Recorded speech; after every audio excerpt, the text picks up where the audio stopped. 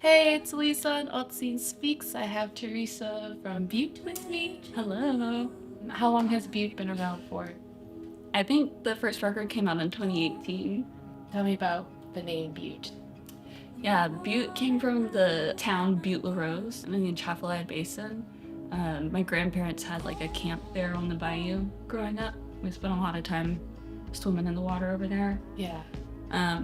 I always liked the name Butte La Rose, and initially I wanted to name the band La Rose. I didn't like that, and Butte was just kind of punchier. Yeah, I like Butte better too. Yeah. What memories felt profound to you that made you want it to be the name of your band? You mentioned swimming, but Yeah, I don't know. I guess Butte came around when I was like going through like career changes. Like I was a music teacher and I wasn't like super fulfilled by it. And was just very interested in the natural world and just like trying to think about the things that I enjoy doing. And some of my fondest memories are like out in the swamp and like Butte La Rose or, elsewhere. So just like, yeah, kind of paying attention to what's making me happy. Yeah. Or what has made me happy. That's awesome. And you have a background in like environmental science and doing field work. That's what I work in, yeah. Yeah. Yeah. I do coastal or environmental restoration. Mm-hmm. And so, did that influence the name of your album, The World is Green and I Always Forget? Kind of, just in that I was just outside all the time. That first I was working out toward Morgan City, and I was like super depressed and sad, and I just like was looking around and so many beautiful trees, and I told my coworker like, I can't believe this world is so green and I just always forget. Mm-hmm. And I wrote it down.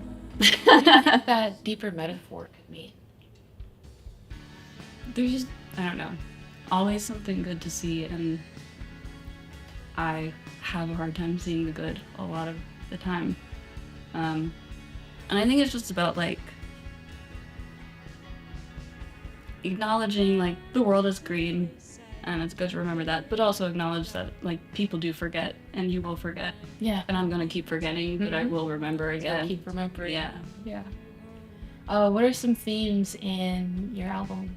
Each song feels like a very specific point in time. And I guess they're all connected through the theme of like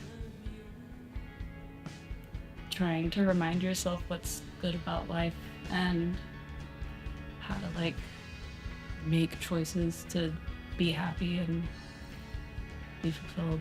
Because sometimes those choices ache, even though they are towards the betterment and like what ultimately is good, sometimes those choices really hurt. And sometimes those choices feel the worst, but ultimately, like, Yeah. breaking a boundary, set it so that it can heal. Growing is never comfortable. Right. Yeah. Which song is your best friend on the album? I like Mosquito. It's got the This World is Green and I Always Forget. And it just feels like the most honest to me. Like a lot of it, I was like, I don't know if I want to release this. Well, can we talk about what honesty you feel like you're revealing in that song?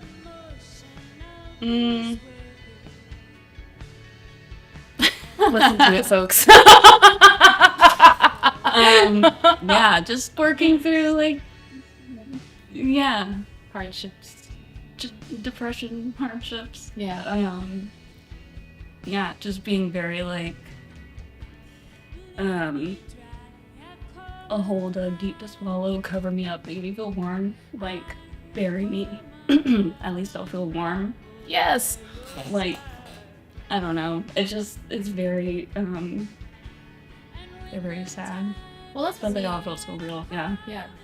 That's what really struck me about your music. I remember the first time I saw you play like your own band, Butte, was at the Lyle and George show. And I think I remembered describing it as like Like I closed my eyes and I was in like the warmest, loneliest room, Yeah. and like it felt so good. Like the way that like your music just sits so heavily on the shoulders, like your voice on top of it, just like I don't know, it felt really good. So I'm excited. That's so nice. Thank you. I'm gonna fangirl out just a little bit. What song was the most challenging to like put together, like produce, put together, bop, together, bop? Really? Yeah, bop a few times. I told Adam, I don't know about this song. Yeah.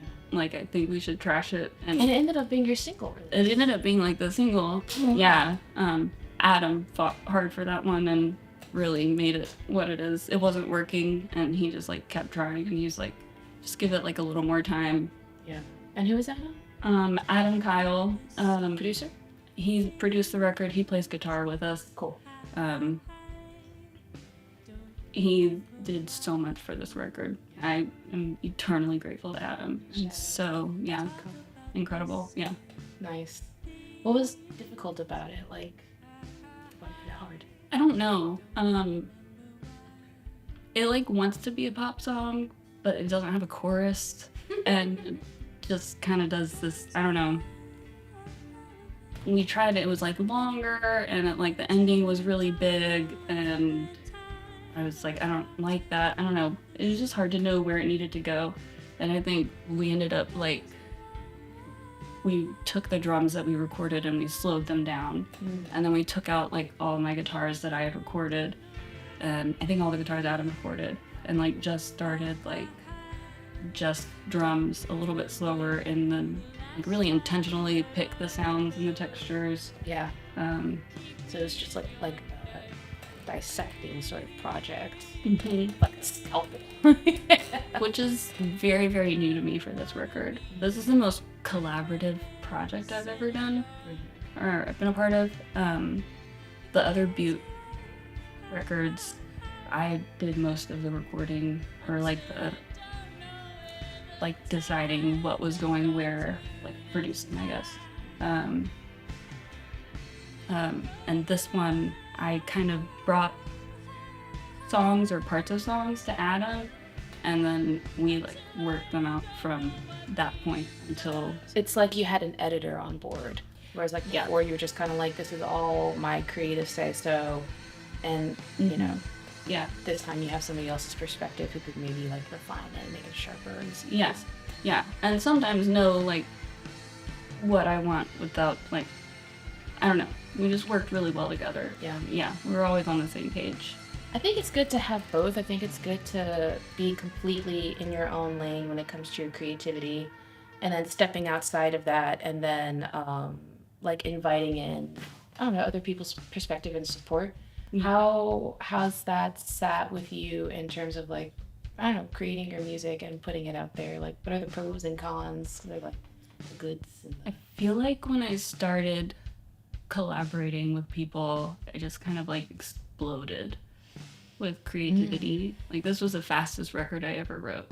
Yeah. It just made it, I was excited to work on music after like collaborating with people. Adam and Avery and Drew, Brad from New Fools. I'm also in that band. Also a very collaborative band. I don't know, I've just really grown a lot from collaboration the last 2 years. Yeah. I like that because you're sort of sourcing from multiple different wells and putting it into your own, and then you're able to reciprocate that, especially you, because you are in so many different bands. So it's nice to kind of get that poured back into you the way that you pour your creativity and your input into other people's creative projects. Feeds each other. Yeah. When does your record come out? The record comes out Friday, April 10th, via Strange Daisy. Nice. We have vinyls. They're going to be available, at the record release show at Maroney Studios, where we recorded. A lot of the record was at Maroney. So we're going to have everybody in the live room, and we're going to mic all the instruments. We're going to play the show and get a good recording of it and put out a live thing later down the line. Hemlock will open, one of my favorite songwriters. So I'm very thrilled. This is very like Radiohead in the basement for their. That's the goal. Yeah, that's so freaking cool. Yeah, but with a live audience, it's really fun. Yeah. Yeah. And where else can people find their record? Is it just at Maroney Studios, or can they find it at like Euclid? Yeah, I think it'll be at all the Euclid, Sisters in Christ, probably. Yeah, and then Bandcamp, Strange Daisy's website, Sweet. and all the streaming. The release show is at Maroney Studios on Friday, April 10th. Doors at 8, show at 9. All right. Well, thank you so much. Thank you for inviting me to your you. lovely, beautiful studio. By the way, this is a home studio. How Yeah. cool is that? Thank you so much. Thank I you. love AltScene Nola. Yeah.